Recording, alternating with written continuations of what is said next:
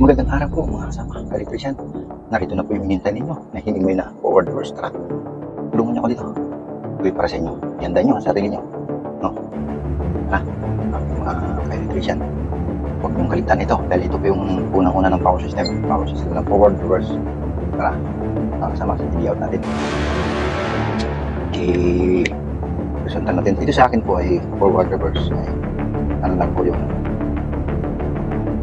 tawag nito yung single phase. Okay. Single phase lang po ito mga kasama. Panoorin po kung paano natin i-main ito. Ito po yung ating line 1. So ito po yung ating circuit breaker. Yan po. Yan tinatawag na CB. Yan. At lalabas po siya sa ating papuntang magnetic. So simplify po, ganito lang po ang symbols ng magnetic. Okay. So ito po yung load line side, ito po yung line side is load side. So lagyan natin ng 1 na lang o wala na. Basta ito po yung line side, ito yung load side. So ito po yung overload relay. So ganyan lang po siya. So parang power na nakalagay po yan. Lalabas na po siya sa ating fan. Ito po yung ating fan motor. So circle lang po na ganyan, tapos motor. Okay. So palibasa single piece lang po, ganito lang po ang linya. So ito po yung line 2. Ganun ulit, CB po ng line ng ito, power system. Ayan. Lalabas din siya sa ating magnetic contactor. Isa lang po yan. So, siniperate lang para makita nyo kung paano tumatakbo ang ating wiring. At diretso na po siya sa ating overload relay. Ayan. So, ito po ay OL. So, ito po ang tinatawag na forward. Forward po ito. So, ang daloy po niyan counterclockwise. So, bigyan naman natin din yung ating reverse. So, maliban sa single phase, kuha tayo sa line 1. Simple lang po yan ha. Simple lang pa yan. Simple pa.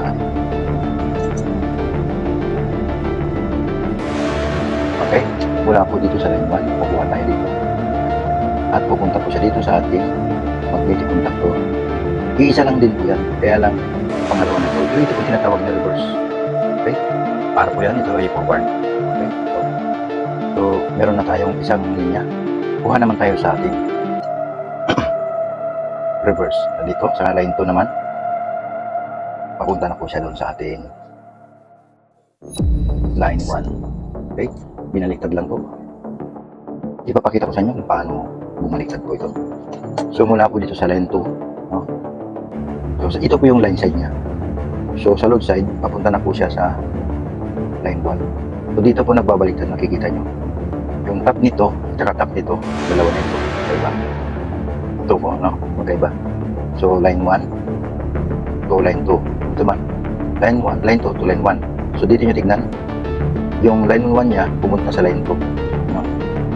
Yan po nakikita. Yung line 2 naman ito, pupunta sa line 1. So, dito nyo po makikita yan. Sa area nito, sa load side. Yan yung mga traffic na makikita nyo, nakakaiba.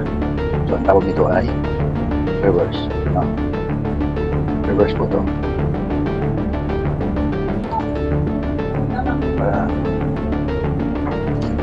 Ito po yan ha. Ito po yan. Ito. Sa ibabaw ito.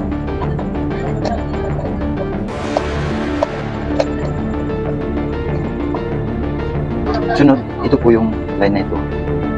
Ito po yan. Papunta dito sa ating magnetic. Ito line side. Dito po sa baba. Kasi kung dito sa itaas, control po yan. So dito po sa baba nakapasok. Ito po yung line 1. T1 po ito. T1. So lalabas po siya dito sa ating sa load side ng magnetic contactor. Ito po yung line 1 ng load side ng magnetic contactor.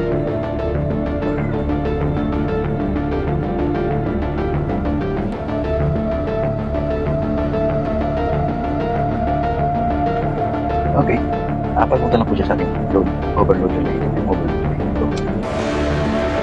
Pakadali lang po na. Ganyan nyo lang po.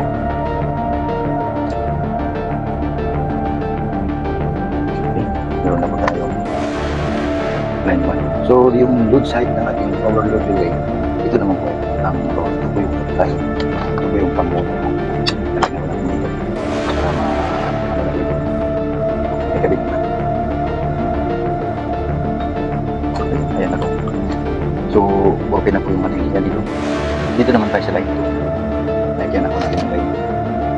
matapos na po yan. Ito po yung line 2.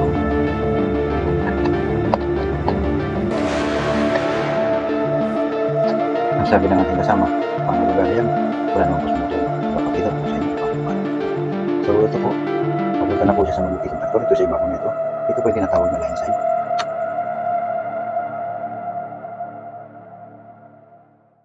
Yan.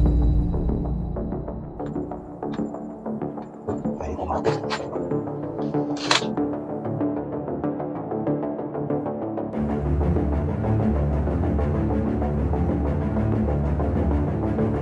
Okay, dito na po tayo. Ayan, kaya na, pababa na po tayo ng roadside. Ito yung roadside. Ito.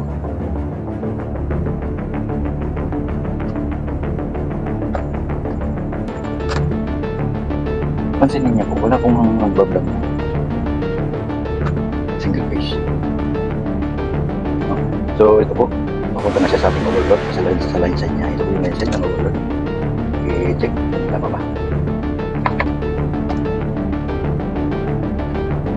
Ayan, nandito na po tayo. Bababa na po tayo sa ating papuntang motor. Ito po yung ating terminal.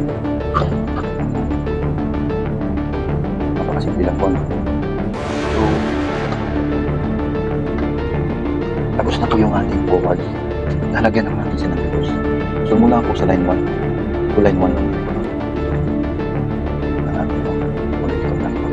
dyan po kayo nalilituan ng mga kasama. Hindi po yan pakalito. Dahil line 1 to line side naman o dito po yung line side. So lagyan natin ng line 1.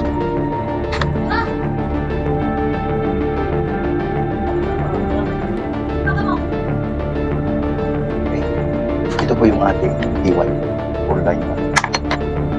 So malapit para makikita nyo po line 1. Ayan.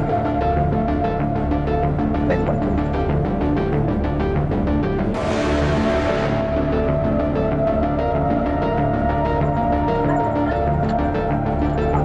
Diretso po siya sa baba, no? Papuntang line 2.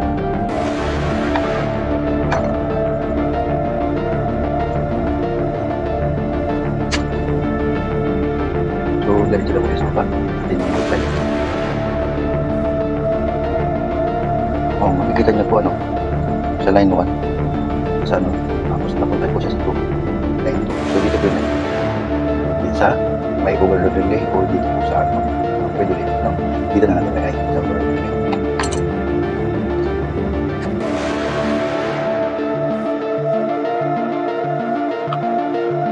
Okay, i-rin na po yung ating line 1 ng reverse. Lagyan naman natin yung line 2. Ito po yung line 2.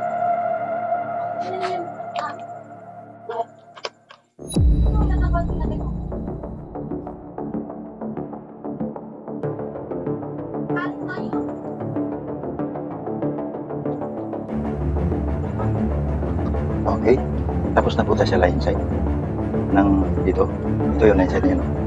Pupunta na po siya sa line side din sa ito po yung line side.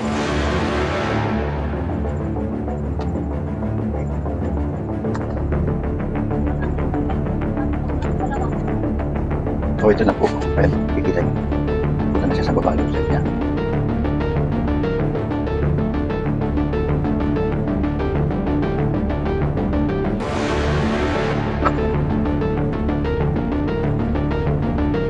Okay. So saan na po siya pupunta ito? Doon na po sa line 1. So dito sa line 1 siya. Dito na tayo sa magiging traktor. Nasa overload relay dito. Kasi isa lang naman po yan overload. Okay.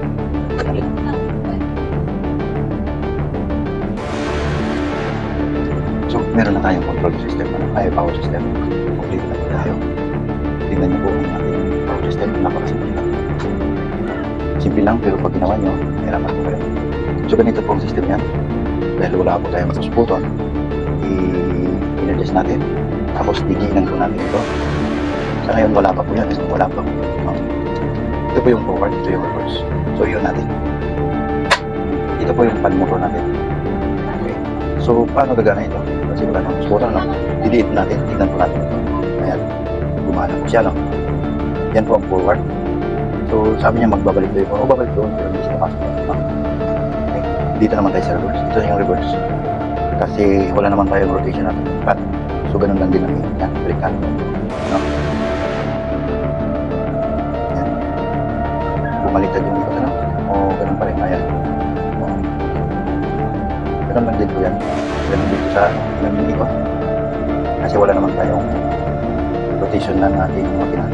So, ganito lang yung ating tutorial. Pinapakita lang natin na gumagana. No? Pero yan po ang tamang layout po ng diagram.